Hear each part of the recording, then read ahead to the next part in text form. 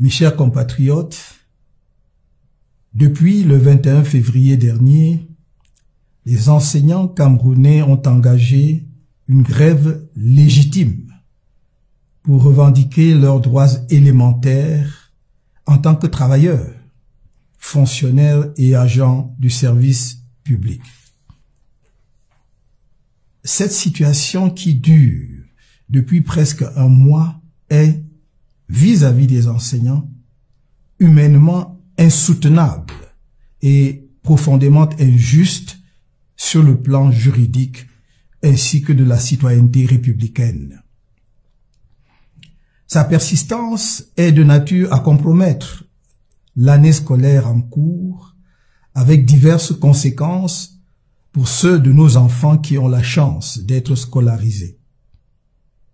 Je renouvelle ici ma solidarité envers ces enseignants qui revendiquent pacifiquement, à force d'arguments, avec dignité et un sens élevé de leurs responsabilités citoyennes.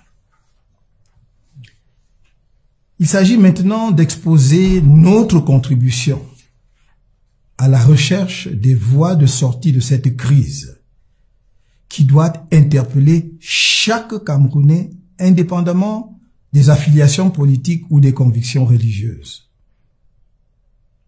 Face à chaque crise qui a secoué notre pays, je ne me suis jamais abstenu de faire mes modestes suggestions pour leur résolution pacifique.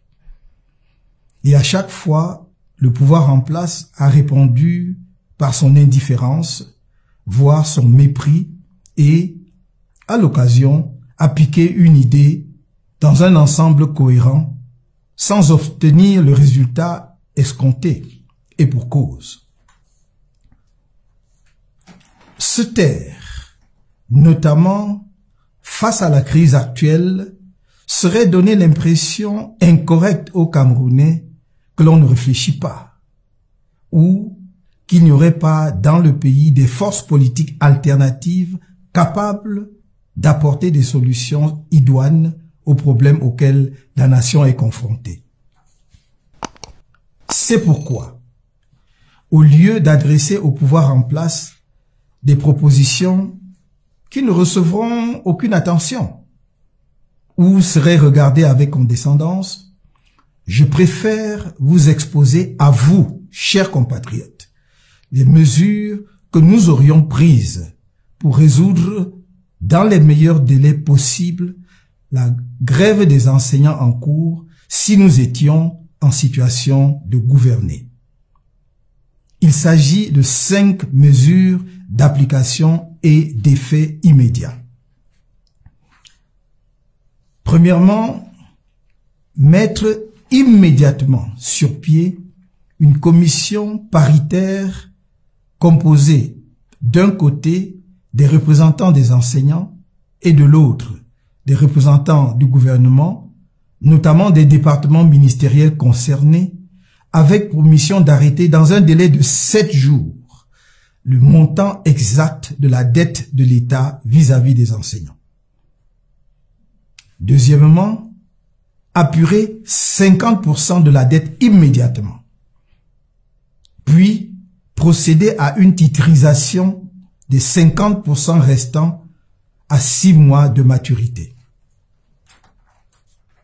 De la sorte, les enseignants porteurs de titres pourront, s'ils ne veulent ou ne peuvent pas attendre le terme de la maturité de 6 mois, immédiatement négocier leurs titres auprès des banques pour avoir de l'argent frais.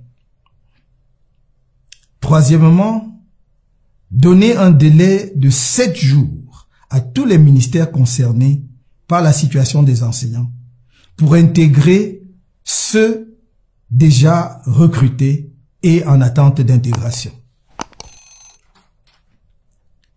Quatrièmement, faire un collectif budgétaire pour prendre en compte les effets financiers de ces intégrations dans l'exercice budgétaire en cours. Cinquièmement, pour le suivi de la carrière des enseignants, afin de mettre un terme aux tracasseries administratives, à la pratique dite « aller suivre le dossier à Yaoundé » et à la corruption qui jalonne le circuit, dématérialiser les dossiers des fonctionnaires grâce à un logiciel informatique qui intégrera le profil de carrière tel que nous l'exposions déjà dans notre programme de société lors de la campagne présidentielle de 2018. Cette dématérialisation permettra que les avancements et les effets financiers soient automatiques, bien entendu avec les correctifs nécessaires induits par le comportement du fonctionnaire ou de l'agent, son assiduité ou sa présence effective au service. Dans cet esprit, les personnes sortant d'une école de formation, comme celles recrutées sur concours ou par d'autres voies légales, recevront dès leur succès aux examens de sortie ou de recrutement un numéro matricule qui demeurera tout au long de leur carrière et qui sera pris en compte dès leur premier salaire. De la sorte, l'État aura à tout moment une vue précise du nombre de personnels nouveaux et pourra faire des prévisions de ses dépenses en conséquence. Il n'y aura plus de raison d'accumuler des arriérés. Il est souhaitable que ces mesures soient appliquées aux 3 ordres d'enseignement.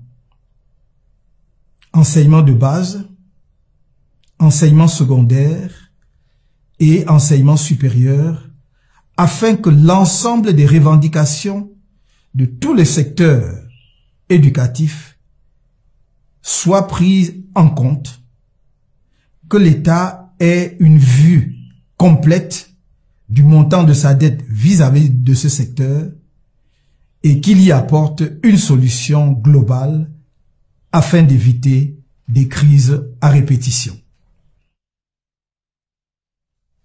Vive l'enseignant, pilier de la fabrique sociale, de la construction nationale et du développement économique. Que Dieu bénisse le Cameroun.